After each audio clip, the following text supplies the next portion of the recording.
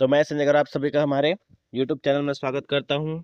और आज हम बात करने जा रहे हैं यहाँ पे एडीओ 2025 के एनालिसिस के बारे में। तो देखिए, पहले दो दो का तो एनालिसिस कर चुका हूँ। छत्तीसगढ़ का एनालिसिस हो गया है और कौन कौन से किस प्रकार से क्वेश्चन आए थे बता चुका हूँ। उसके बाद पंचायती राज का आपका एनालिसिस जो है आपके YouTube में डला चुका है हमारे। इसके बाद आज हम बात करते हैं आजीविका के बारे में। तो देखिए, तीसरा भाग है। तो देखिए, पहला भाग में कौन है? छत्तीसगढ़। दूसरे भाग में कौन है? आपका पंचायत है, ग्राम पंचायत। और तीसरे भाग में कौन है? आपका आजीविका। अब यहाँ पर हम लोग देखते हैं कि पिछले 2 साल में कौन कौन से प्रश्न पूछे गए हैं, है ना। और इसी के आधार पे हम लोग को क्या करना है, हमारी तैयारी करना है। तो जो आपका जो सिलेबस वो, और जो मैं आपको यहाँ पे जो एनालिसिस बता रहा हूँ वो, तो इतने सारे टॉपिक आपको क्या करना है, कवर करना है। तो देखिए, यहाँ पे सबसे पहला है राष्ट्रीय ग्रामीण आजीविका आजीविका मिशन का उद्देश्य। तो एक क्वेश्चन है इसमें का, राष्ट्रीय ग्रामीण आजीविका मिशन का उद्देश्य पूछा था कि क्या क्या उद्देश्य होते हैं। इसके बाद है आपका विकास हेतु प्रमुख हस्तक्षेप, कि क्या क्या हस्तक्षेप किए जाते हैं विकास के लिए।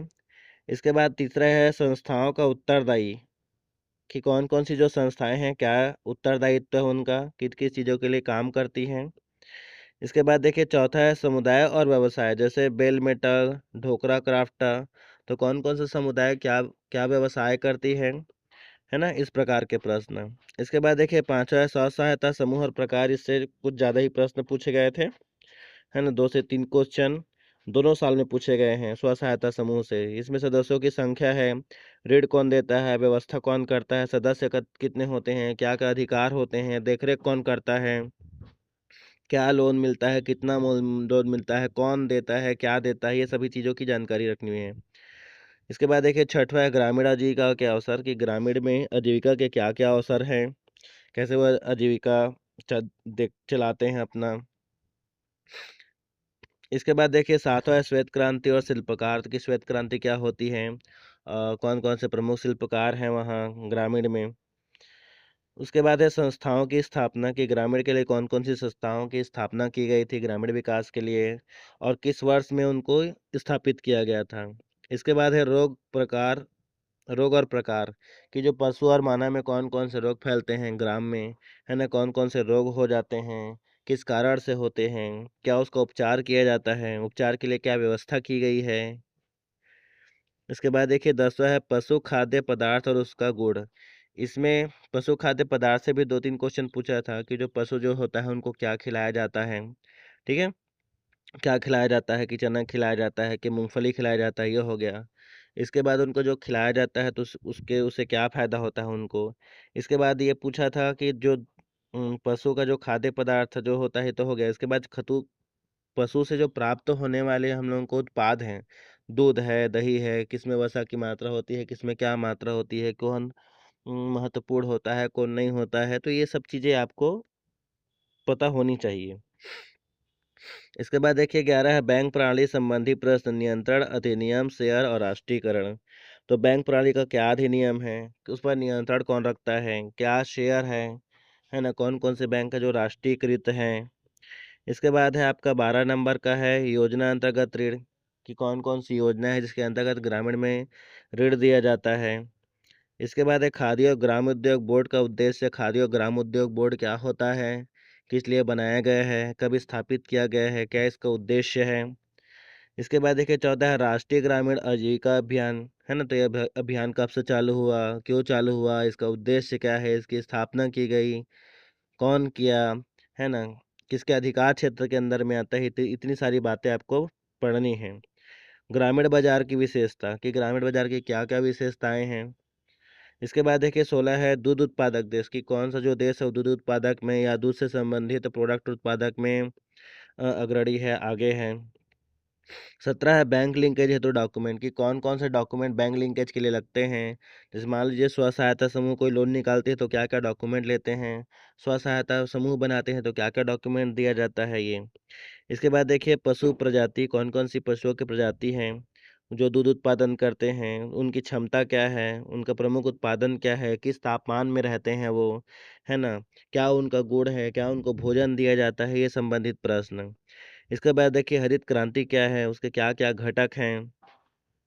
इसके बाद अगला देखते हैं हम लोग, 20वां है राष्ट्रीय ग्रामीण आजीविका मिशन हेतु वित्तीय संस्था। तो जो राष्ट्रीय ग्रामीण आजीविका मिशन उसमें उसके लिए कौन पैसा देता है उसको, है ना? कौन संस्था है जो काम करती है उसके लिए, ठीक है? इसके बाद है खादी और ग्रामोद्योग किसके अधीन है, मतलब जो खादी और ग्रामोद्योग जो होता है वो किसके अंतर्गत आता है, ये आपको पढ़ना है। सबसे अधिक ऋण प्रदान करने वाली बैंक और मापदंड की जो सबसे अधिक ऋण कौन सी बैंक प्रदान करती है। इसमें यह भी पूछा था कि कौन सा जो बैंक है वह किसानों द्वारा अत्यधिक पसंद की जाती है, ऐसा करके भी प्रश्न पूछा है। इसके बाद देखिए सरकारी बैंक और इसका शेयर धारक संस्था। जो सरकारी जो बैंक होता है उसका शेयर कौन रखता है, कितना शेयर प्राइवेट का है, कितना शेयर गवर्नमेंट का है, ये सब चीज़ें हो गई। कृषि उपकरण और संबंधित संस्था। जो कृषि उपकरण है उससे संबंधित संस्थान कौन है, कृषि उपकरण मतलब कौन कौन सी योजनाएं चलाई जाती है जिसमें फ्री में कृषि उपकरण दिया जाता है या कितना % सब्सिडी दिया जाता है। इसके बाद है एकीकृत जल संग्रहण प्रबंधन कार्यक्रम। तो एकीकृत जो जल संग्रहण प्रबंधन कार्यक्रम जो होता है ना, इसके लिए कितनी राशि दी जाती है, क्या इसका समय होता है। इसके बाद है प्रधानमंत्री फसल बीमा योजना, है ना? प्रधानमंत्री फसल बीमा योजना क्या है ना? कितना शेयर होता है उसमें, कितना कितना पैसा जमा करना पड़ता है, खराब हो जाने पर कितना पैसा मिलता है उनको, इस प्रकार से।